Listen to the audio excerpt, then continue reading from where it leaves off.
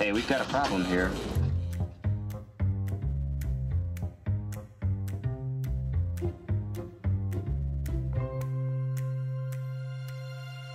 So, what's the plan? What's your plan? What are your plans? What's the plan? What's the plan? What's your plan? What's your plan of action? Plan. What's the plan? So, what is the plan? Wait, I have a plan. I have a plan. I have a plan. That's the plan. I have a plan here.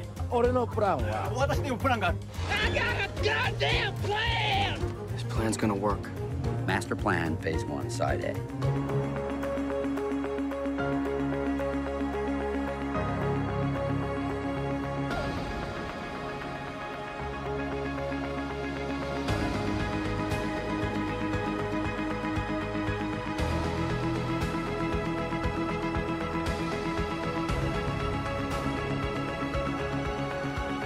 I love everything about your plan. भाई इससे कहते हैं planning. What's it say? It says, I love it when a plan comes together.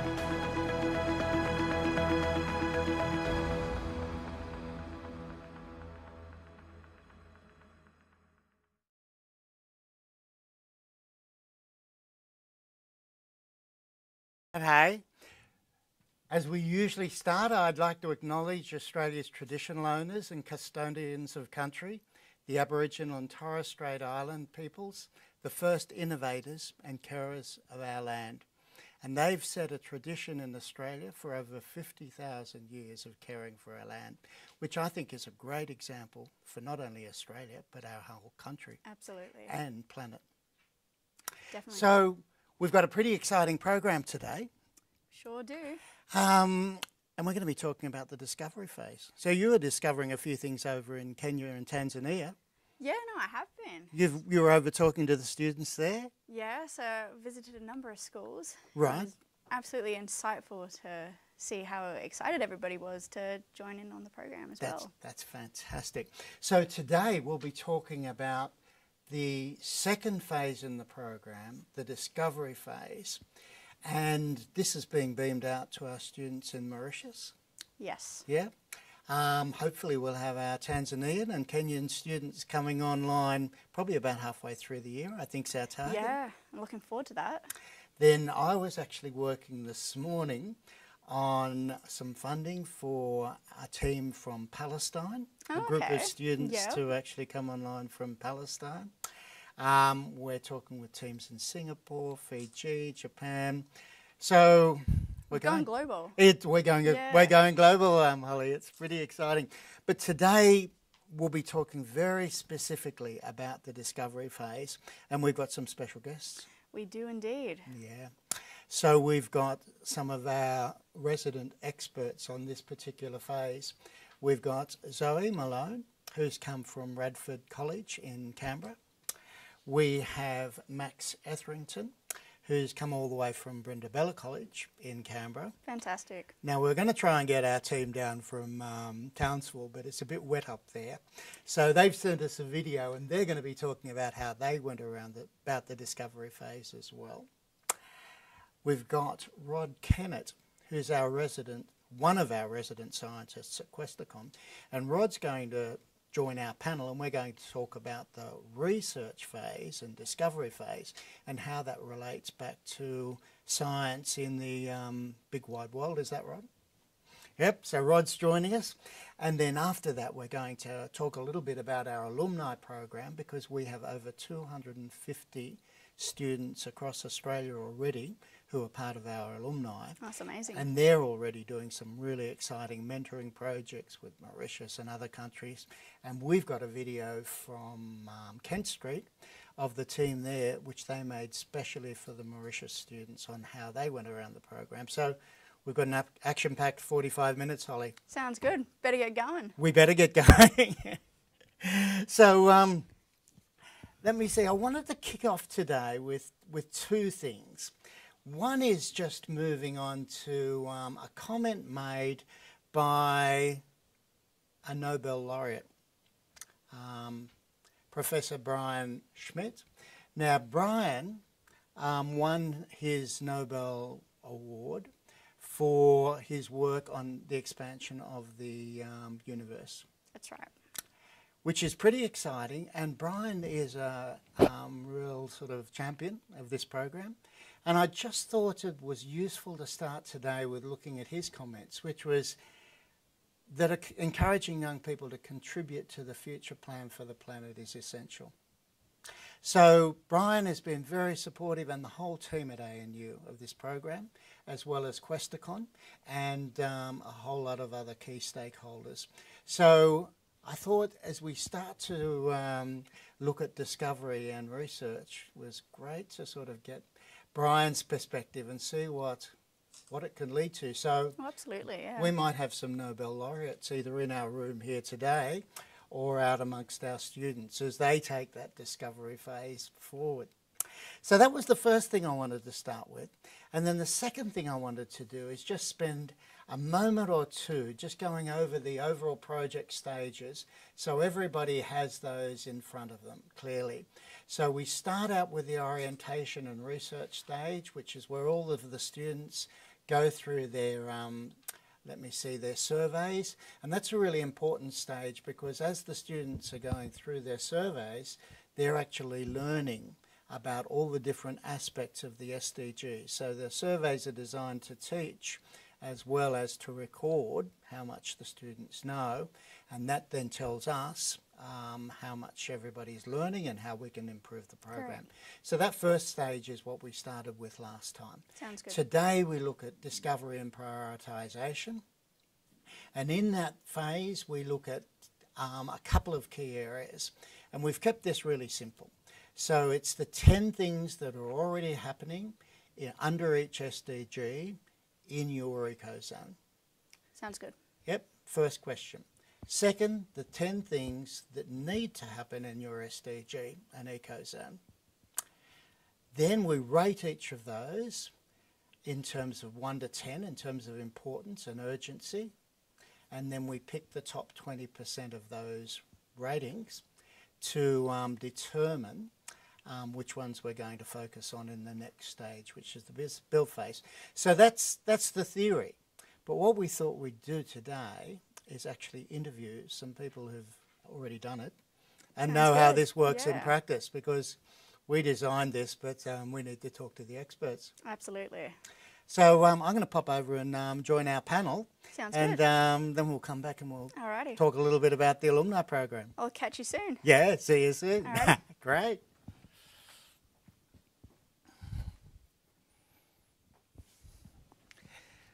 Well, first, could I introduce Zoe Malone from Radford, Max Etherington from Brindabella, and Rod Kennett from Questacon. So you are all experts on discovery. That's what everybody told me. The discovery and the research phase. That's correct? You're feeling like experts? I suppose you could say that. Yeah, look, absolutely. The wealth of knowledge is within us. Yeah, so when we started out the program, what we were looking at is something called challenge-based learning, which was we throw the problem at you and you have to solve it. So none of this, there's actually an answer I've got in my back pocket. And with the SDGs, it's really interesting because there are actually no answers in anybody's back pocket. What we're looking at in the challenges facing the planet are problems that we've never faced before. Things like climate change, you know, even things like keeping water clean, which has been something that historically has not been a big problem, now is a massive problem. Our oceans, you know, there's a heat problem, the coral reef, with Great Barrier Reef. So issues that are coming up now that we've never had to solve before, we're having to solve. So that the best people to do that are actually you as the generation coming through. So when we designed the program, we didn't design the program for you to find answers that were already there. We designed it so that you could start to develop your thinking and research and discovery skills to actually think about the problems and then start to solve them. So when we threw those SDGs at you as a team, so Max and Zoe were actually part of the program last year. So you're alumni, you've been through this. I see you've got your little alumni badges. Well done. Make sure all the alumni out there, if you haven't got your badge yet, finish your research at the end of the year and you'll get your alumni badge. So I'm going to ask you a few questions today about how you actually tackled that problem. Because what we're talking about is tackling some of the biggest problems on the planet. Yep. But you've done it because you're able to produce the book at the end of the year, and Science Minister was impressed, I was impressed, everybody was impressed. How did you go about that? So I might start with you, Max. How did you tackle this discovery phase? So over at Brindabella, we were all divided into groups of 3, so that way we could essentially take what research that we did do and share that with one another. But the actual research itself, the first thing I actually did was go onto the UN website and find the actual definition of the Sustainable Development Goal that we were doing. So I myself was doing SDG number 11, which was Sustainable Cities and Communities, which is effectively just making sure that cities, the way they're built, they're sustainable, that building laws and whatnot are that there aren't too many cars on the roads, and that you're not going to have huge amounts of people, traffic congestion. It's really all just the way a city's built. So yeah, I found that definition, and then using that, I used it to guide some questions, which I then went and asked to my friends, my family, and some next door neighbours. And then once I had that question, once I had that community, I suppose, that community guidance, I then used that and I went on to the internet. And yeah, using those questions, I then used that to guide further research online. Okay, so you went through really 3 phases. One is jump onto the web. Now, my guess is that you guys are much better at using the web and the whole media stuff than I am. You know, you grew up, you're the millennium generation, this is your stuff. So so you went onto that, you looked up all the stuff on the UN SDGs, you got a handle on what your SDG was about. But then you went through an interesting process, I thought, Max, which is you then took that out to family and friends and you talked about that, and teachers and I guess other people you knew, and you got some reality checks around that. And then once you had that sort of framing aspect, you then went back and did some more research, and that's how you started to build up your approach. Am I capturing it right there? Yeah, that's what I did. That's really great. How about you, Zoe? How did you tackle it? Now, I've got a question for you. So you're now at Radford, but you were at Brindabella last year. Yeah. So you've moved to Radford and you've taken the whole program with you. Yes. That's really exciting. Yeah, really it's exciting. really exciting. Yeah, so I did the same as Max, but also looked at what's happening in our ecozone now, because there was actually a lot of programs we could just jump on board with and help progress our SDGs. Okay. Yeah, because I did clean energy, and there was actually a lot of really great programs I didn't know about. So I think a lot of it's just about raising awareness. Yeah, so that's really interesting, because you've picked up on a really important point there, which when I was writing the book, Plan for the Planet, I didn't know. I was thrown in the deep end as well. So Oxford University asked us if we'd develop it, but I didn't have background in any of that. My background was in planning. But what I did was exactly what you did. We jumped onto the web, we had a look at what the major issues were. Now, they're a lot easier because the SDGs are all nicely defined. And then we started to research and ask around. But the most fascinating thing is exactly what you were saying, Zoe, that a lot of the initiatives and the answers were already happening. Yeah. And that's what you found? Yeah, I found that all the pieces were there. We just had to put it together into something feasible that we could share with people to do.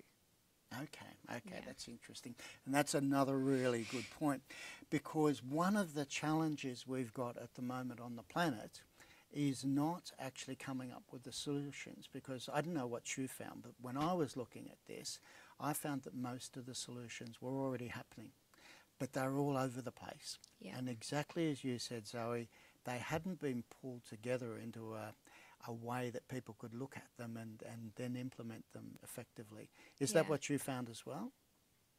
Yeah, I found that. Yeah. Definitely. Yeah, and did you find it interesting, that process of then taking what you found and putting it into a structured form, with first the discovery form and then the build form, so you could actually yeah.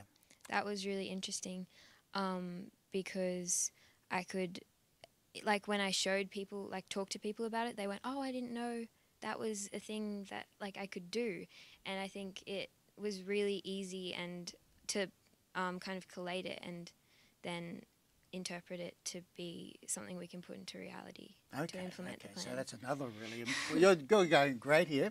So you, Max, you're capturing this really well. So what you found is the ability to pull that information together, then put it into a form that people could understand, and then you're able to show that to people, and they felt much more empowered to actually do something. Is that right? So, so the action phase. Because one of the big challenges running around the planet at the moment is people saying there's all these massive problems and we don't know what to do.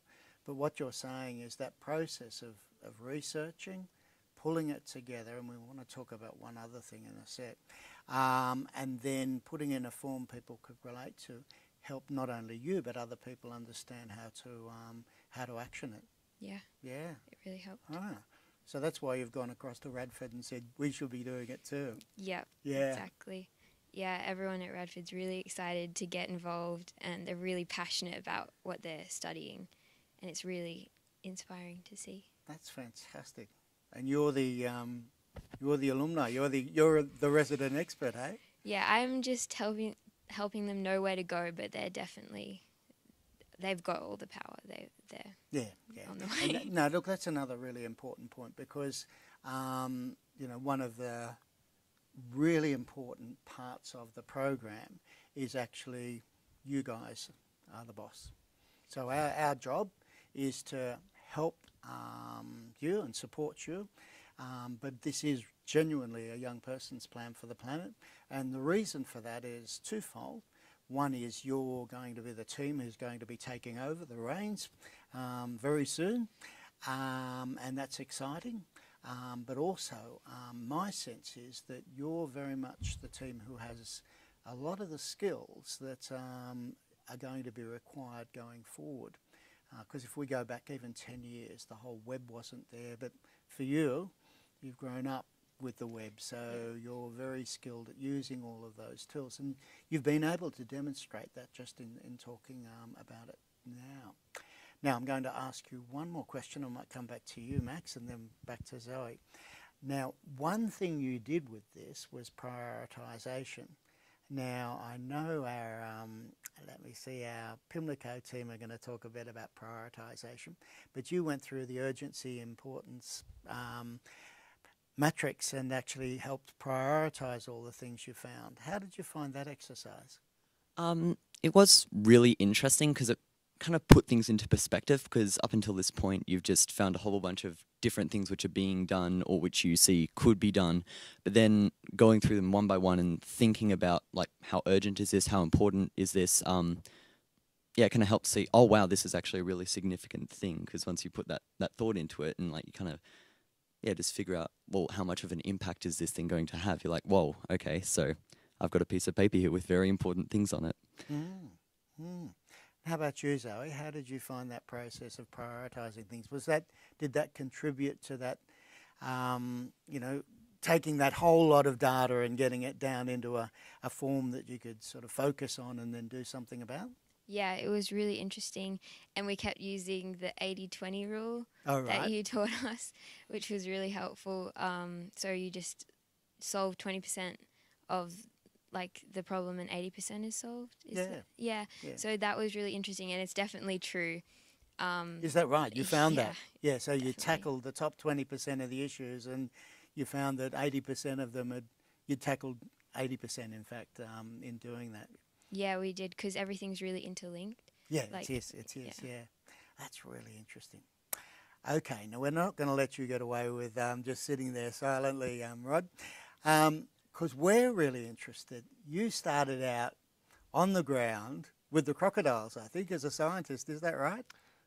That's correct. I guess my first job as a biologist was collecting crocodile eggs and catching crocodiles. That was a little while ago now. Yeah, right. So you were actually researching, discovering with crocodiles.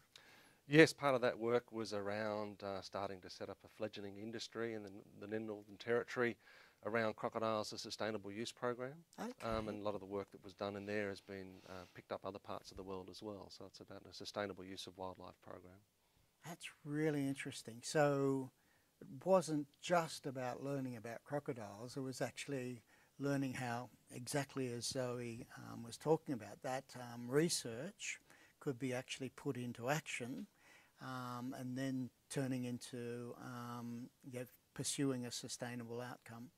Look, that's true. There's a curiosity-driven research in science is wonderful, and it's given us all sorts of breakthroughs. And it's certainly an area that I've enjoyed lots of success in. I guess as a young man, I also felt that the research I was doing ought to be addressing practical and applied sorts of problems as well. And so without giving up the curiosity side of things, it was important to understand how the work that you were doing as a researcher was addressing sort of real-world issues and what would be the long-term outcomes of the things that you're doing. And in some cases, understanding the biology of an animal was important, but sometimes we have to ask other questions, which might be, how is its habitat changing? What are the impacts that people's industrial development or other things having on those?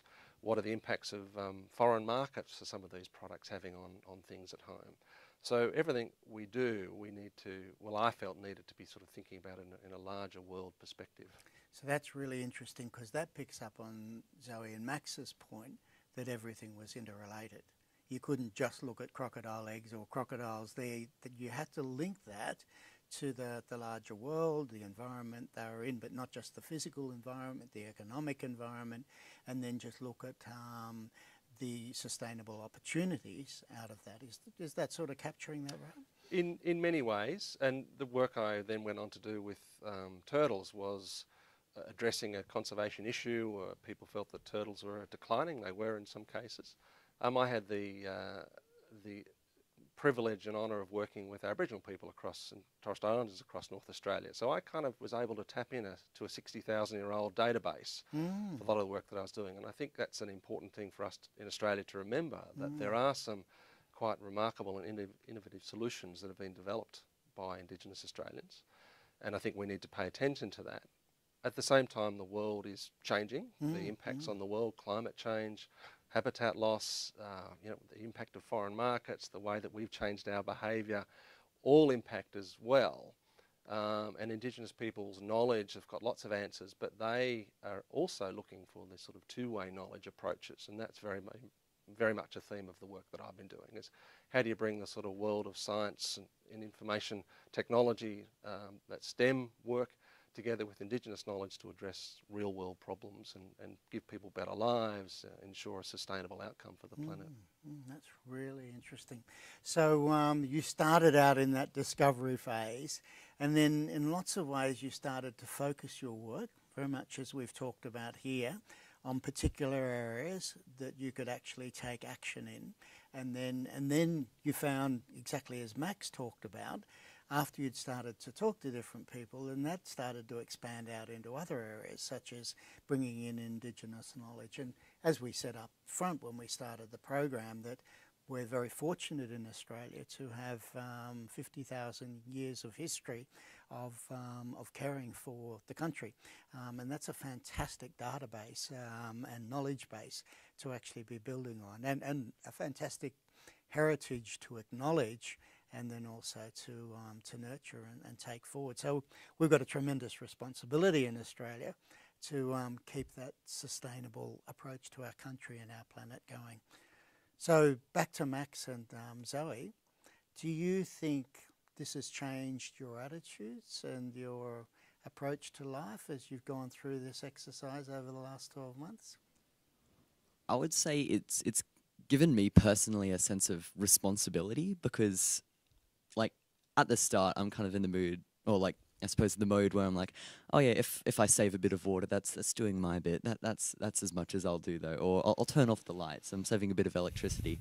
But yeah, really investigating it and then understanding the impact of what I'm doing and just what it is I am doing, that showed me just how much a single person could really do, and like, yeah, how as a person I can rally other people, I can make these plans, and obviously, yeah, the plans that I made were incorporated into a booklet and taken to Parliament. So it's really amazing how much one person can do. And how about you, Zoe? Yeah, I definitely feel like I've become more aware as a citizen, also of how much change we can have. And it's made me aware of how it's not just up to one person, it's a group effort for everyone, especially with climate change and like that ethical responsibility we have to give the earth to future generations. And it's really interesting, and it's changed my life completely in how I act as a person, I think. That's fantastic. And it's really interesting what you were saying, that last point, both of you. In fact, I think you started out with it, Max, and you finished with it, Zoe, that it's a team effort. So when we designed the program, we allocated one SDG to each student, and they had to work on it. And we very quickly found that all of the students who said, "Oh no, we much prefer to work in teams." You know, they might be smaller teams working on similar focus areas. But it really emphasised that the way we're going to tackle these problems is not only to go and research and discover and get things prioritised and in a form that we can do something about, but also work as a team. You agree with that? And I guess you found that as well, Rod. It's all about teamwork. It is.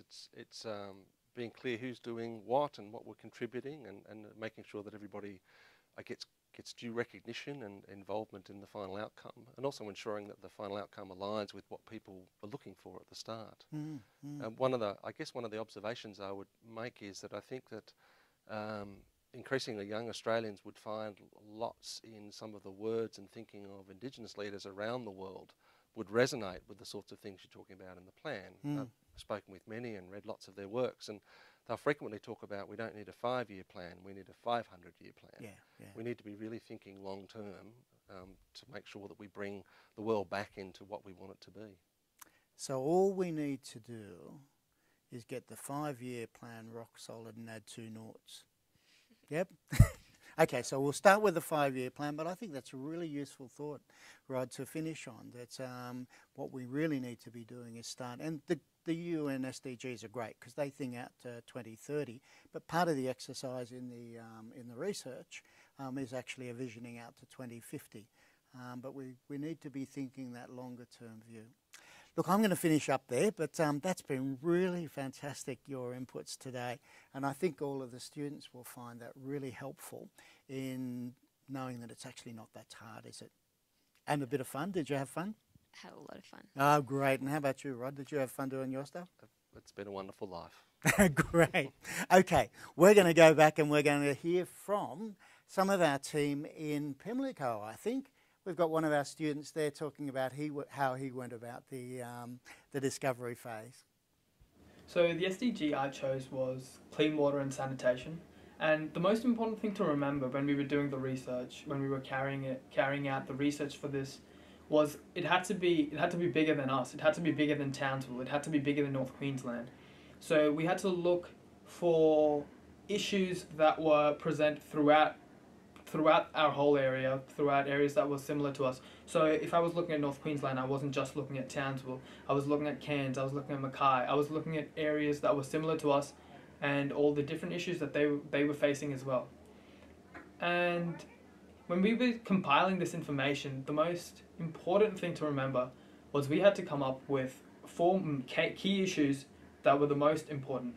That was what was vital to us that we needed to get solved. We had to look at importance and we had to look at urgency.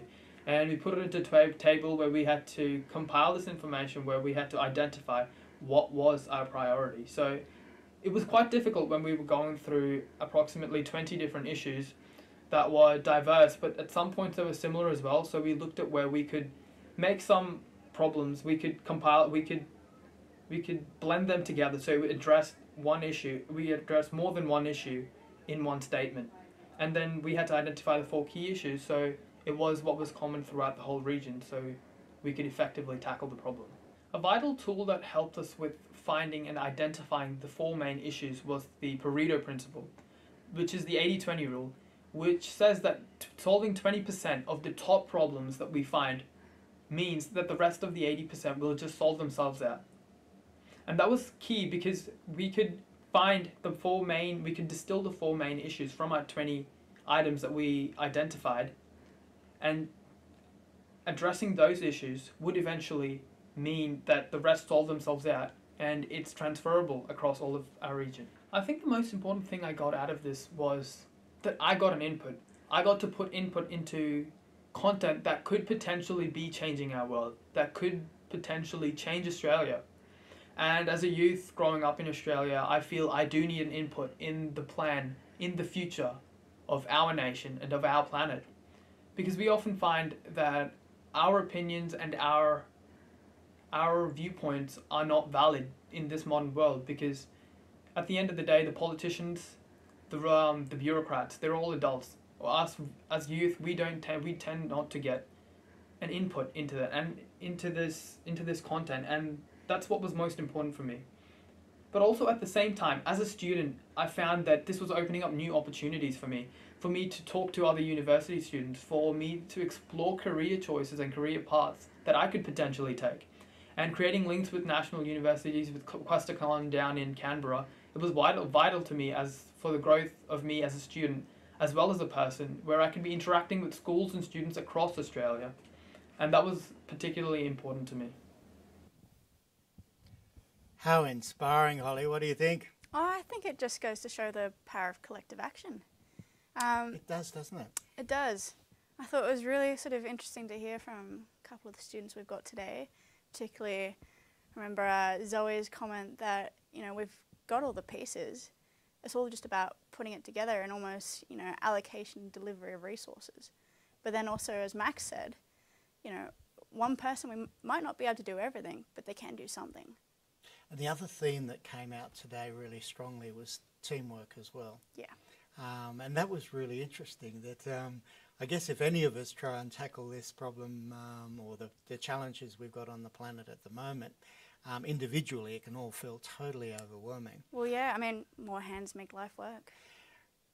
Yeah, but the other thing is, you said that Zoe and Max both mentioned, was that ability to then use that discovery phase, and our Pimlico team were mentioning it as well, to really focus on the key areas, and how in focusing on that top 20% had actually started to address a lot of the issues because they're all so interrelated. Almost like a domino effect in a way. In a very positive domino effect. Exactly. Okay, so look, hopefully that'll help you understand a lot more the importance of this discovery phase. And what you'll find as you go through the program is, in doing this, and as Max and Zoe and our Pimlico team were saying, it's not that hard and it's quite good fun, that you've actually done a lot of the main work. Yeah. Now, we've got 2 teams operating. We've actually got 3 teams operating now. We've got our last year's alumni, and there's about 250 students across Australia. We have this year's new students who are now working on improving the plans for this, from last year to this year. Yeah. So that's part of our business planning and strategic planning process, that each year the plan gets improved and fine-tuned so that it's not something that just gets developed and put on a shelf. It's constantly upgraded, and then that'll be presented to our politicians as well. Sounds good. And we've got our team in Mauritius already working on this. We do. Now, one of the interesting things about this year is, as I said, we've got 250 alumni students who know how to do all of this, and they've got a number of projects on this year as well that they can get involved in if they like. Now, one of them is actually mentoring other students. And let me see, these are just some of last year's students. Our team from Kent Street is actually mentoring our team in Mauritius. Fantastic. So they're going to be teaching them how to do the program, very much as Zoe's going to be doing with her new team at Radford.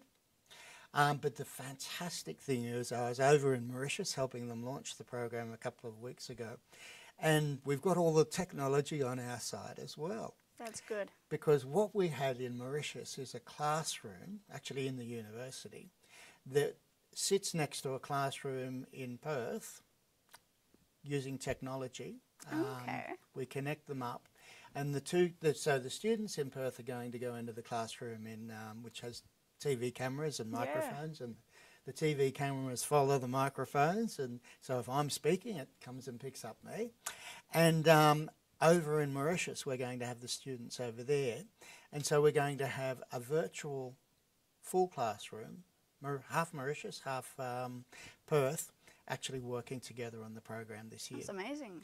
It is. So our mentoring is really taking off, and we've got a school in our team in Pimlico are actually going to be mentoring a team in Victoria who are a Spanish-speaking class. Oh, that's interesting. So they're all Spanish-speaking as a first language. Yes. And they're in that class to sort of expand their ways of looking at things, both from a Spanish and also an English perspective.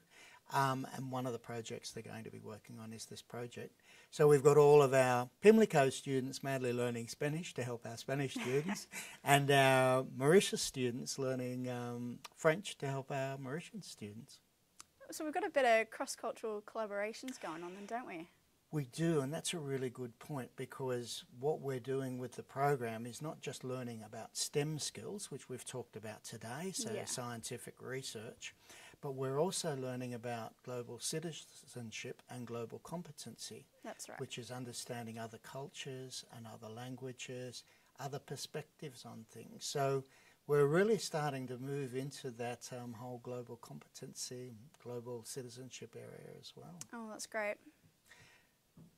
But have I told you about the interplanetary stuff?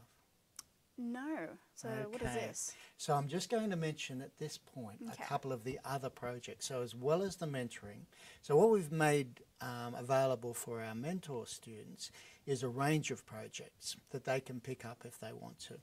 And one of them is a special delivery project. We call it special delivery.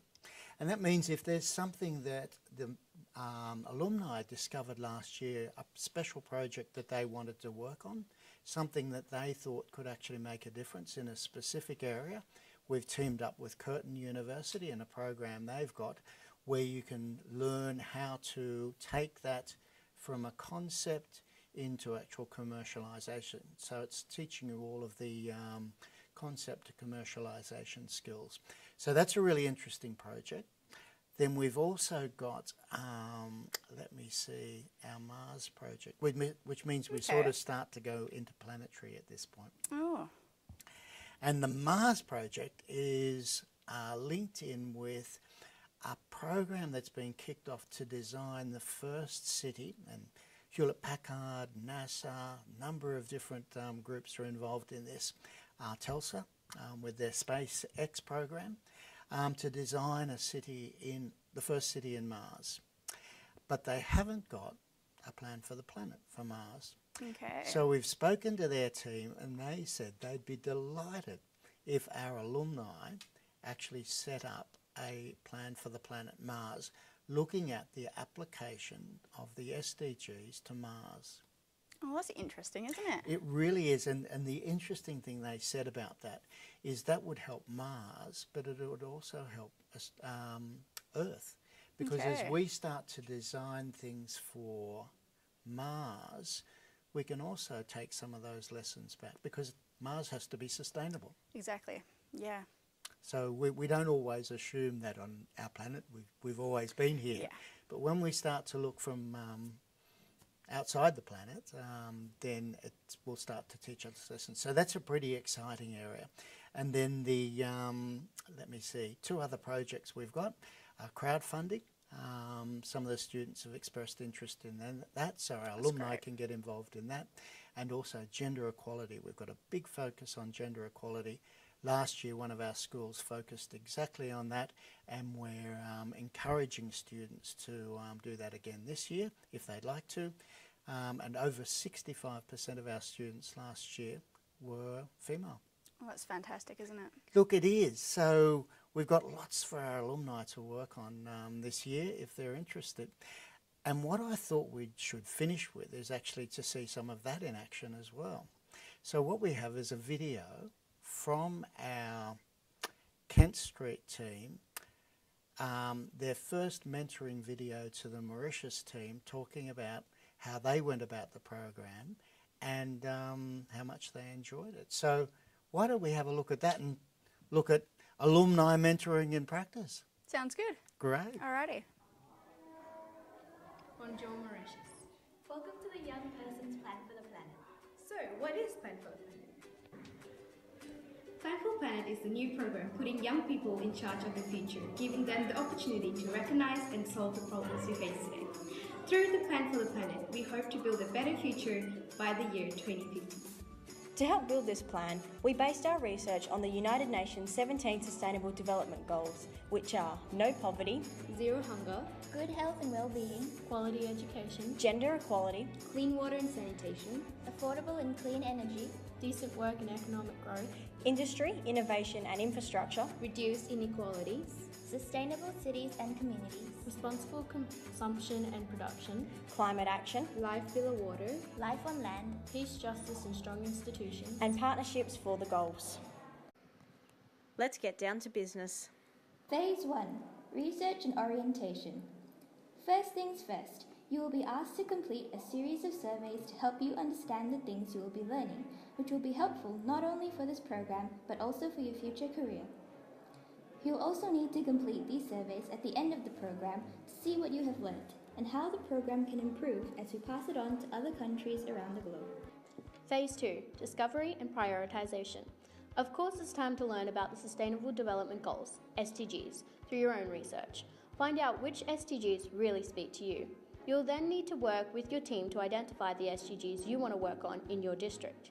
You then need to think of 10 things that are already happening and 10 things you think need to happen to do with these SDGs. Next, you'll need to rank them from 1 to 10 based on importance, and then 1 to 10 based on urgency. This information is then recorded on the discovery form. This will help you hone in on what really needs to get done and start thinking of solutions. Add your scores, find the top 4, then complete another discovery form, all before the 20th of April 2018. Phase 3. Build a plan for your district. You'll now learn to use a strategic planning framework to set objectives, strategies, actions, measures and understand interconnectivities for the top 4 priority issues you identified earlier per SDG. This is your opportunity to get all your ideas and solutions down. Think of a vision for your SDG. Ultimately, what do you want your country to be like? Think of a specific objective or goal for your solutions to help you measure your progress in solving the issues you identified. In 5 years' time, what targets need to be achieved? This is known as a rolling business plan. All this information will be summarised in just one page in one table. So don't stress, it's simpler than you may think. Phase 4. Combine. This is the easy part. Combine all your business plans for each SDG into a single document to form your district's full SDG plan. Submit your plans by the 20th of June 2018. Finally, now that all the hard work has been done, you'll need to present your district's plan during the National Youth Sustainability Conference in July 2018. Connect with other schools as your plans are combined to form the National Sustainable Development Goal Plan for Mauritius. And be proud, your work will be presented to your government for consideration. Your voice will be heard. From all of us here at Kent Street, we wish you the best of luck with your plan and are looking forward to working with you to make our planet a better place for everyone for generations to come. Well, this is great, Holly. I think by the time we get to the end of this, it won't be us running this program anymore. No, It'll be I all don't the think students. so. It's fantastic, isn't it? And the Kent Street, the Brindabella, the Radford, the Pimlico teams, the team in South Australia, Mauritius, all of the teams across Australia are doing, and we've got a whole lot of new teams in Australia as well, kickstarting. So it's a pretty exciting time. It is. I mean, it's, you know, it's power to the people, but it's power to the youth, as the young man from Pimlico said. I think so. Yeah, it's really great to have sort of a platform for youth to be able to speak up and voice their opinion. It's quite interesting. I was talking to the team in Japan, the Future Earth team, and they were saying the biggest thing they've found, the hardest thing they've found is to actually engage young people in their future planning. But I think it's pretty inspirational to see that certainly in Australia and now Mauritius and increasingly other countries, everybody's getting involved. Exactly, yeah. Great. Look, I think we're going to have to probably close up there. We've gone through a lot today, but I think we've covered it pretty well. So just go over the next steps for all of the students.